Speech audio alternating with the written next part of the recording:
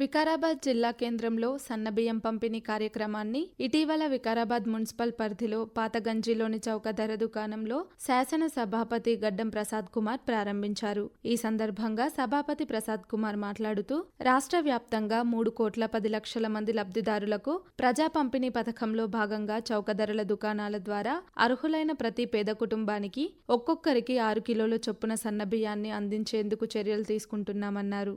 వికారాబాద్ జిల్లాలో నూతనంగా 22,404 రేషన్ కార్డులను మంజూరు చేయడం జరిగిందని తెలిపారు. జిల్లా వ్యాప్తంగా 2,48,122 రేషన్ కార్డుల ద్వారా 8,52,122 మంది లబ్ధిదారులకు చౌక ధరల దుకాణాల ద్వారా నెలకు 5,582 మెట్రిక్ టన్నుల సన్నబియ్యాన్ని ఉచితంగా పంపిణీ చేస్తున్నట్లు స్పీకర్ తెలిపారు.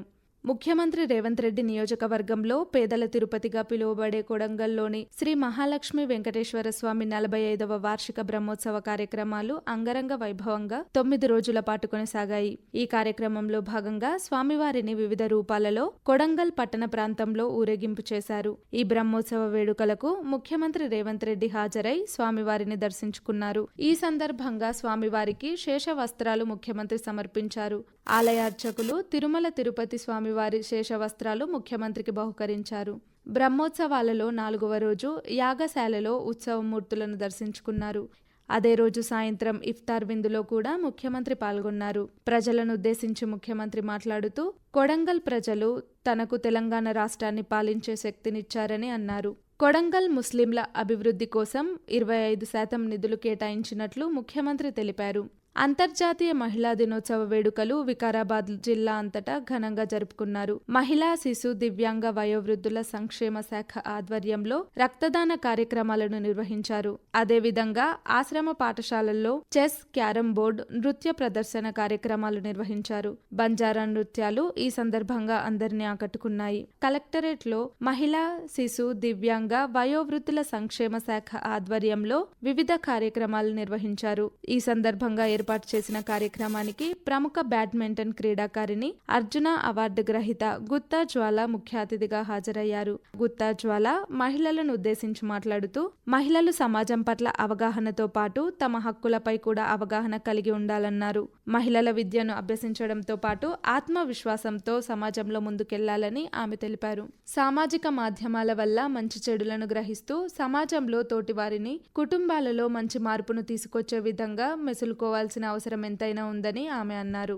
ఈ కార్యక్రమంలో జిల్లా కలెక్టర్ ప్రతీక్ జైన్ మాట్లాడుతూ తన జీవితంలో మొదటి గురువు తన తల్లి అన్నారు. బాబాసాహెబ్ అంబేద్కర్ రాజ్యాంగంలో రూపొందించిన విధంగా సమాజంలో అసమానతలకు గురి కాకుండా మహిళలను సమాన దృష్టితో చూడాలని కలెక్టర్ తెలిపారు. మగవారి విజయం వెనుక మహిళల సహకారం తప్పక ఉంటుందని కలెక్టర్ పేర్కొన్నారు. తెలంగాణ ప్రజా ప్రభుత్వం ద్వారా మహిళలకు అధిక ప్రాధాన్యతనిస్తూ ఇందిరా మహిళా శక్తి పథకం అమలు చేస్తూ మహిళా అభ్యున్నతికి అనేక రకాల కార్యక్రమాలు ప్రభుత్వం చేపట్టడంతో అందులో భాగంగా మహిళా సంఘాలకు వడ్డీ లేని రుణాలు అందించింది.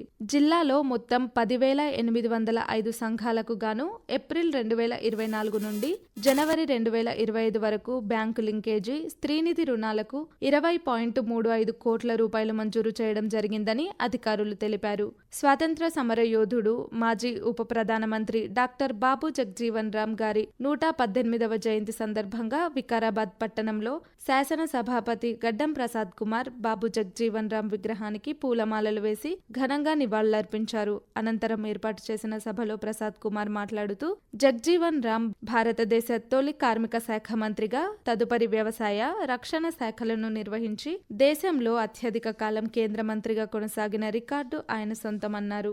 బాబు జగ్జీవన్ రామ్ ఆశయాలను, సేవలను మనమందరం గుర్తు చేసుకుని వారి మార్గంలో ప్రజలకు సేవ చేయాలని కోరుకుంటున్నట్లు ఆయన తెలిపారు. 10వ తరగతి పబ్లిక్ పరీక్షలకు సంబంధించి అధికారులు పకడ్బందీగా ఏర్పాట్లు చేసి పరీక్షలు ప్రశాంత వాతావరణంలో నిర్వహించారు. ఈ సంవత్సరం జిల్లాలో బాలురు 6,442, బాలికలు 6,423, మొత్తం 12,865 మంది విద్యార్థులు 10వ తరగతి పరీక్షలు రాశారు.